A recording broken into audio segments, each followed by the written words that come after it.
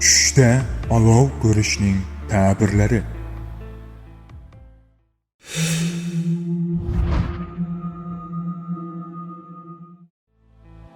Tushda tutunsiz olov ko'rgan kishi buyuk va qudratli insonlarga yaqin bo'ladi.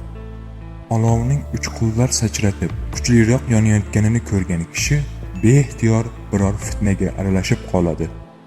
Tushda olov yegan kishi yetimning molini yeydi. Olovda biror narsa pishirayotganini ko'rgan kishi xushxabar eshitadi. O'zini olov yonida ko'rgan kishi davlat arboblari tomonidan qo'rqitiladi.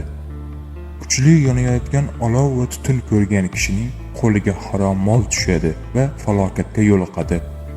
Olov biror joyini kuydirganini ko'rgan kishi molining zakotini bermagan bo'lib, oxiratda jazosini oladi. O'zini olov ichida ko'rgan kishi rahbarlardan ziyon ko'radi. Yonayotgan olovni biror joyga ko'chirish qayg'u va falokatga ishoradir. Unutmang, tush ta'birlari bashorat emas, hamma narsani bilguvchi zot yolg'iz Allohdir.